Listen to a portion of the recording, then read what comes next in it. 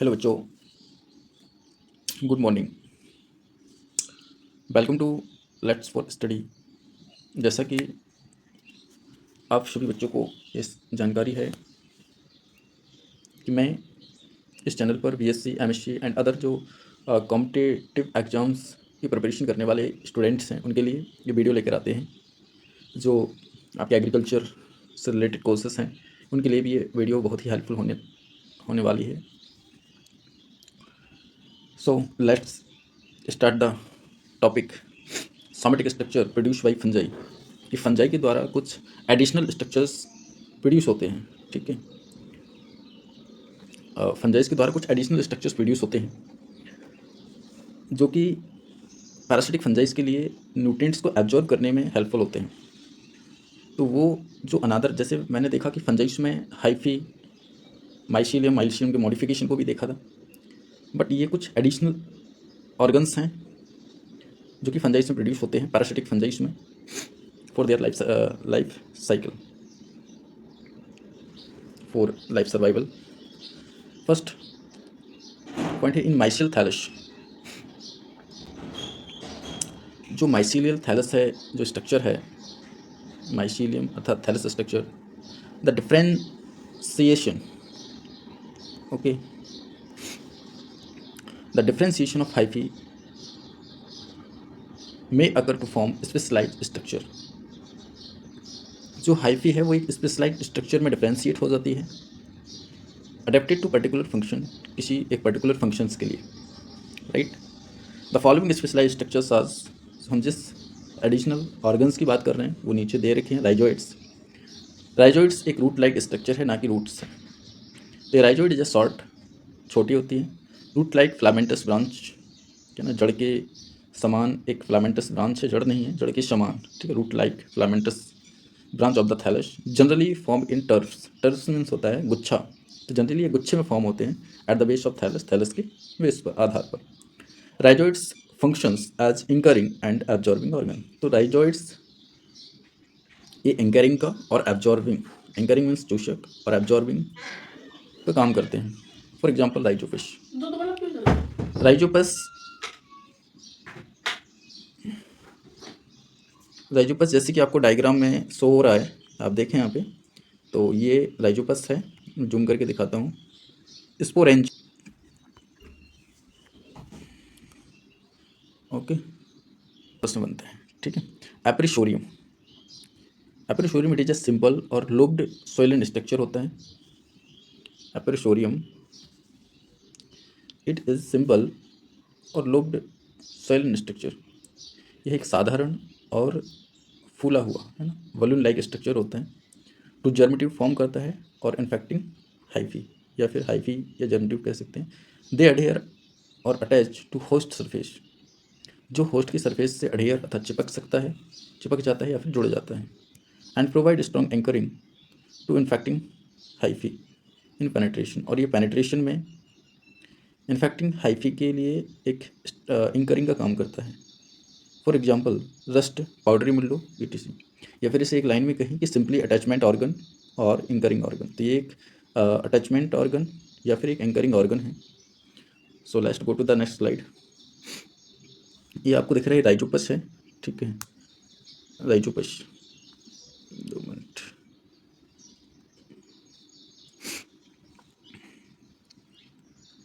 Rhizopus है, ये नीचे की तरफ आपको राइजोइड्स दिख रहा है, स्टोलन दिख रहा है, ये मॉडिफिकेशन ऑफ स्टेम एंड ये स्पोरेंजियोस्पोर होते हैं। इसकी साइज 0.2 mm होती है, और ऊपर जो बन रहा है वो स्पोरेंजियोस्पोर्स का फॉर्मेशन हुआ है ना।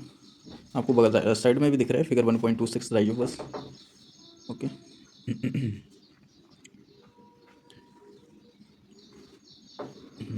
चलिए, तो नेक्स्ट हमारा जो ऑर्गन रहेगा वो है haustorium. Haustorium is a singular word, multiples numbers में हॉस्टोरिया बनते हैं। So it is a nutrient absorbing organ of fungi. ये फंजाई का एक न्यूट्रिएंट एब्जॉर्बिंग ऑर्गन होता है फ्रॉम होस्ट सेल्स, है ना। होस्ट सेल्स से क्या करता है, विदाउट किलिंग इट। तो हॉस्टोरियम एक न्यूट्रिएंट ऑब्जर्विंग ऑर्गन है होस्ट सेल, पैरासिटिक फंजाइस का, और ये न्यूट्रिएंट्स होस्ट सेल से रिसीव करता है विदाउट किलिंग इट, उसे बिना मारे। Next Hostoium is intracellular sac-like. Hostoium is intracellular sac-like, okay, filamentous or branched structure, and is a characteristics of obligate parasite. और यह एक obligate parasite का characters है. For example, Uridanels, Ureocephals and Pernosporals. ये सम orders हैं जिनके members में इस तरीके की स्ट्रक्चर्स देखने को मिलती हैं. Hyphal traps the fungi which capture the nematodes and amoeba. तो यहाँ अमीबा नहीं लिखा है, बट जो लोअर ऑर्गेनिज्म होते हैं लाइक नेमेटोड्स और अमीबा, इनको कैप्चर करते हैं. ये सॉइल में पाया जाता है. ये इस प्रकार के जो माइसीलियम अर्थात जो थैलस हैं, फंजाइस हैं, वो सॉइल में पाए जाते हैं. हम प्रेडेशियस फंजाइस के नाम से जानते हैं. Develop a number of modification.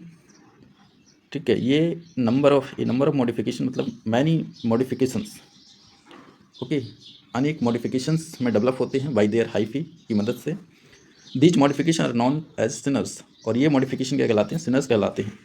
देखिए आपको डायग्राम के थ्रू शो हो रहा होगा, थोड़ा और ऊपर दिखाएं तो ये है ना. और ये आपका हॉस्टोरियम, ठीक है, हॉस्टोरियम होता है. ये एप्रोसोरियम फंगल हाइफी है. ये जो दिख रहा है फंगल हाइफी है. ठीक है, ये आपको प्लांट सेल ये आपको प्लांट सेल दिख रही होंगी. ठीक है, जो हायर प्लांट्स के रूट्स होती हैं इस तरीके से. चलिए आगे यहाँ पर देखें तो ये क्या कहलाती है? फिनस. इसके एग्जांपल्स क्या हैं? डिक्टिलेरिया, कॉनिडिया. इनके आप केवल जीनस नाम याद रखिए. डिक्टिलेरिया, आर्थ्रोट्रॉप्स, आर्थ्रोबोट्रिस और मोनेक्रोस्पोरियम. ठीक है, मोनेक्स्पोरियम. इनमें इस तरीके की टिप्स देखने को मिलती हैं. चलिए let's on the move slide. 2 minute. चलिए आगे देखें.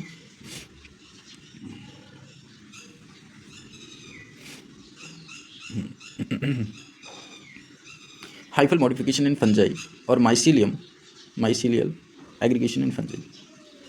फंजाइस में कुछ हाइफी मॉडिफिकेशन भी होता है, माइसीलियम मॉडिफिकेशन. अभी हम देखेंगे कि माइसीलियम में किस तरीके से मॉडिफिकेशन होते हैं. तो हाइफल मॉडिफिकेशन इन फंजाई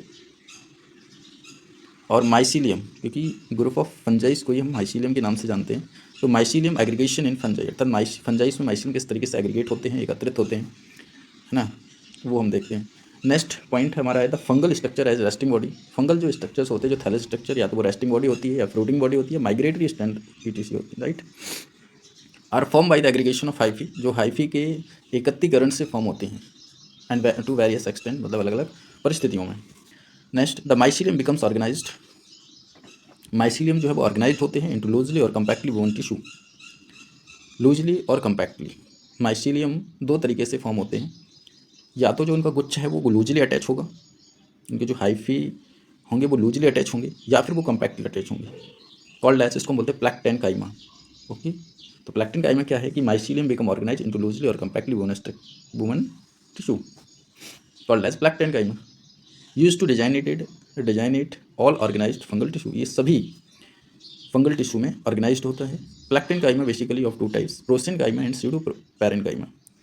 प्रोसिन काइमा ये लूजली बोन टिश्यू होते हैं, क्योंकि मैंने अभी आपको बताया प्लैक्टेन काइमा, और जो कि इस तरीके के माइसीलियम या तो ये लूजली अटैच होंगे या फिर ये कंपैक्टली वोन होते हैं. वोन मीन्स होता है गुथे हुए. तो जो लूजली वुमन होते हैं वो आपके प्रोसिन काइमा होते हैं. तो loosely woven tissue in which the individual hyphae lie more और लेस पैरेलल होते हैं. ठीक है, मोर या फिर लेस, अधिक या कम पैरेलल होते हैं. अभी डायग्राम के थ्रू आपको दिखाते हैं. टू वन अनदर, एक दूसरे पर, एक दूसरे के लिए. एंड देयर एलोंगेटेड सेल्स होती हैं, are easily distinguished from each other, जो एक दूसरे से आसानी से अपने अलग कर सकते हैं. Next pseudo parenchyma. It consist of compactly arrange होना चाहिए, कंपैक्टली पैक्ड, है ना, मोर और less isodiametric oval cells resembling the parenchyma of higher plants in cross section. जिस तरीके से हम जो हायर प्लांट की पैरेन्काइमा सेल्स को देखते हैं, क्योंकि पैरेन्काइमा एक टिश्यू है, प्लांट टिश्यू. तो जिस तरीके से हम प्लांट टिश्यू पैरेन्काइमा का क्रॉस सेक्शन देखते हैं कि उसमें सेल्स किस तरीके से वुमन होती हैं, धसी होती हैं, मतलब एम्बेडेड होती हैं.